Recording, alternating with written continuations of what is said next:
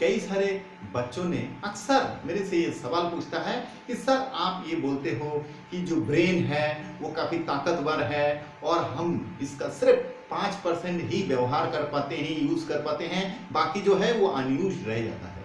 तो सर ये पूरा का पूरा इस्तेमाल कैसे किया जा सकता है, क्या इसके लिए कोई तरीका है? तो मैंने कहा जरूर इसके लिए तरीका है। जब इस यूनिवर्स ने हमें इतना बड़ा एक गिफ्ट दिया है तो उसका यूज नहीं होगा ऐसे कैसे हो सकता है? वो 100% यूज करने के लिए ही दिया है, या हमारा नेचर है कि हम उसको यूज ही नहीं कर पाते, हमें लगता है दिस इज एनफ, इतना काफी है। तो हम वो जो मैक्सिमम टू मैक्सिमम यूज होता है वो 5 to 10% होता है। आप अगर अल्ट्रा रिच बन जाते हो, आप अगर अल्ट्रा सक्सेस अचीव कर लेते हो, तो भी आपका जो यूज होगा अगर उसे कोई पैरामीटर से नापा जाए तो पता चलेगा 20 to 25% यूज हुआ है। उतना रिचनेस अचीव करने के बावजूद भी और उतना सक्सेस अचीव करने के बावजूद भी वो 100% लेवल पे नहीं पहुंचता है। तो बच्चों ने बोला ठीक है, लेकिन इसका मैक्सिमम प्रयोग किया कैसे जाए? तो मैं बोला देखो, जिस तरह तुम लोग अभी लाइफ लीड कर रहे हो इस तरह से तो वो इसका परसेंटेज बढ़ाया नहीं जा सकता है। ये लाइफ अगर तुमने लीड किया, यही लाइफ तुमने अगर जी के चला गया तो इससे तुम्हारा वही 5% ही होगा, इससे ज्यादा कुछ नहीं होगा। हाँ, अगर तुमको इसको बढ़ाना है, परसेंटेज थोड़ा सा बढ़ाना है, तो तुमको कुछ चैलेंज का सामना करना पड़ेगा। तो बच्चों ने भी काफी इंटरेस्टेड हो गया और बोला सर कौन सा चैलेंज? मैं बोला अभी तुमको एग्जाम्पल से बताता हूँ। जैसे ऐसे समझ लो कि मैं एक स्विमिंग पूल के पास गया या कोई तालाब है या नदी है उसके पास गया और पीछे से तुम्हें धक्का मार दिया और तुम्हें तैरना नहीं आता, फिर क्या होगा? उनमें से बहुत सारे बच्चे हैं, शरारती बच्चे, बोला सर मैं तो मर जाऊंगा, आप ऐसा करोगे तो मैं मर जाऊंगा। मैं बोला देखो, बात का पहले लॉजिक समझो। कुछ बच्चे ने बोला कि सर मर तो जाऊंगा लेकिन उससे पहले थोड़ा सा हाथ पैर मारूंगा। और कुछ बच्चा ने बोला कि सर तैरना तो नहीं आता है लेकिन जब सामने मौत है तो क्या ये हाथ पैर किस दिन का काम का आएगा, लगाऊंगा, जितना इस्तेमाल हो सके करूंगा, जब थक जाऊंगा देखूंगा नहीं हुआ तो बात अलग है, लेकिन जब तक जान में जान है, हाथ में दम है, तब तक तो कुछ ना कुछ हिलाऊंगा ही सर। मैं बोला ऐसा है, यही है, फिर यही हो बात, यही तो मैं जानना चाहता हूँ। अब समझ लो कि एक 20 फुट का खाई है, तुम लोगों का हाइट कितना है? मैक्सिमम 5 फुट, ठीक है। तो 20 फुट तुम्हारे लिए बहुत ज्यादा टफ भी नहीं है, क्रिटिकल भी नहीं है, लेकिन बहुत ज्यादा इजी भी नहीं है, क्योंकि तुम्हारा 4 गुना हो जाता है 20 फुट। तो उस खाई में मैं अगर धक्का मार दूं तो क्या होगा?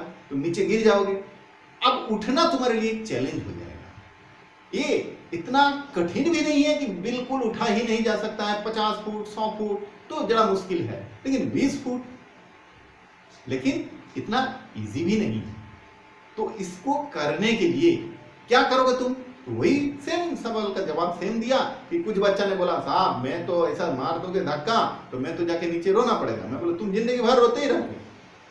फिर कुछ बच्चा बोला कि सर देखिए मैं तो कुछ ना कुछ ट्राई करूंगा। कुछ बच्चा बोला कि सर ट्राई के सिवाय कोई दूसरा चारा भी तो नहीं है, हम कोई एक पेड़ का टहनी या कोई मिट्टी, या फिर किसी ने बोला कि मैं स्पाइडर मैन बन जाऊंगा। मैं बोला हाँ ये तुम बन जाना अगर तुमसे ये हो सका तो तुम स्पाइडर मैन बन जाना। देखो स्पाइडर मैन करता क्या है, वो अपना पैर और हाथ को, उंगली को इस तरह से फंसा फंसा के वो जाता था। तो तुमको भी गीला मिट्टी में उस तरह से उंगली फंसाना है और अपने आप को वजन डालना है, उस चीज को किसी तरह, कोई टहनी किसी तरह तो तुमको ट्राई तो करना है। तो इसमें हो क्या रहा है? या फिर समझ लो, एक और उदाहरण देता हूं, या फिर कभी ऐसा समझ लो कि एक बड़ा सा, कभी कभी होता है ना, बहुत बड़ा पहाड़ के चट्टान के ऊपर जो चिड़िया रहता है वो घोंसला बनाती है, वो अंडा दिया है, वो वहां पर छोटे छोटे चीजें निकल के आए हैं। या कोई बड़ा सा पेड़, बहुत ऊंचा सा पेड़, उसमें एक घोंसला बनाया, उसमें अंडा दिया, अंडे में से चूजा निकला, चूजे का जो पर है वो पर निकल आया, लेकिन they have no experience how to fly. तो वो जो चूजे हैं, बच्चे हैं, उन्हें कोई अनुभव नहीं होता है कि उड़ान जाता कैसे, क्योंकि उन्होंने अभी तक कभी उड़ा नहीं और ना ही दुनियादारी देखा, सिर्फ वो घोंसला में ही रखा।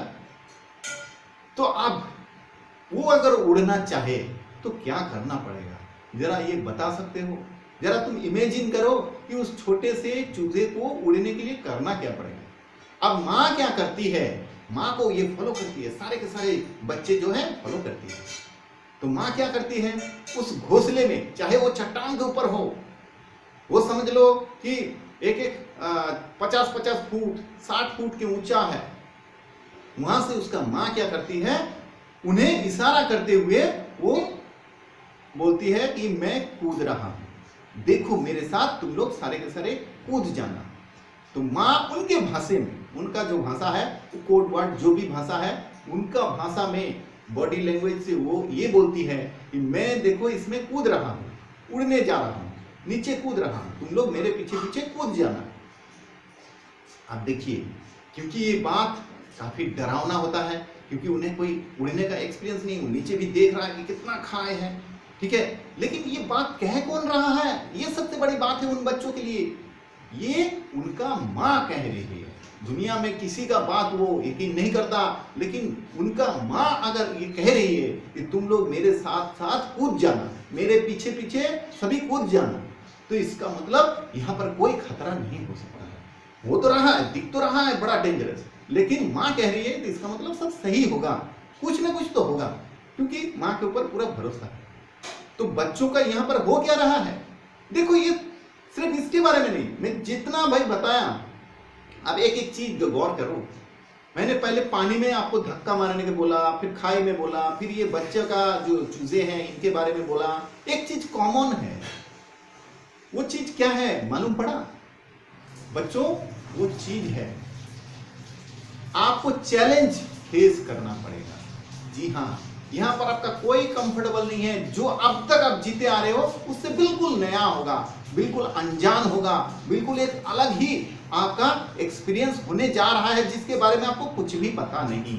ये है कॉमन थिंग। अब अगर मैं आपको बता रहा हूं ना, जो फ्लाइट से, प्लेन से उड़ता है और उनका पीठ में पैराशूट बंधा हुआ रहता है, तो वो बंदा जो रहता है उसको वहां पर कूदना पड़ेगा।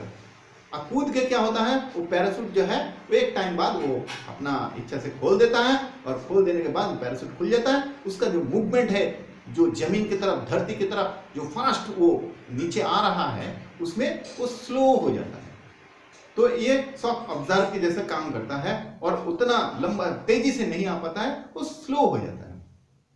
अब वो जमीन पे स्मूथली गिरता है। लेकिन बताओ, ये जो एक्सपीरियंस है, ये जो पैराशूट खुल गया, धीरे धीरे तुम जमीन पे आ रहे हो, एकदम आहिस्ता आहिस्ता जमीन पे साथ धीरे से गिर गए हो, तो इसमें ये एक्सपीरियंस तुम्हें कब मिलेगा? जब तुम पैराशूट बांध के उस हवाई जहाज में बैठे ही रहोगे, कूदोगे नहीं, तो क्या ये चीज तुमको मालूम पड़ेगा? बच्चा जो चिड़िया का घोंसला से अगर उसी में बैठा रहे, तो क्या उसे उड़ने का अनुभव मिलेगा, उड़ने का एक्सपीरियंस मिलेगा? कभी नहीं मिल सकता है। तुम तैरना भी उम्र भर नहीं सीख पाओगे। मैं तुमको बोल रहा हूं, कहीं पर भी ऐसा कोई व्यवस्था नहीं है जहां पहले तुम तैरो और फिर पानी में कूदो।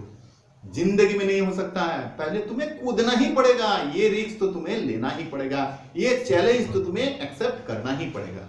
तभी जाके तुम थोड़ा सा पानी पियोगे, डूबोगे, इधर उधर हो जाएगा, अस्त व्यस्त हो जाएगा, और फिर जाके सीखोगे तैरना।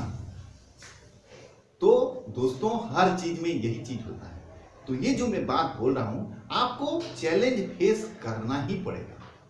जैसे ही वो बच्चा माँ के पीछे पीछे कूद जाता है, तो कूदते ही वो एक अजीब चीज का सामना करता है। उसे काफी डेंजर महसूस होता है, सामने वो नीचे खाई दिखाई पड़ता है, उसे जान का खतरा महसूस होता है। बस यही खतरा उसे सिखा देता है कि देख, तेरा जो पंखा है, वो पंखा तू खोल दे, वो पंख तू खोल दे, और पंख खोलते ही ब्रेन तुम्हें सिग्नल दे देगा कि इस पंख का करना क्या है।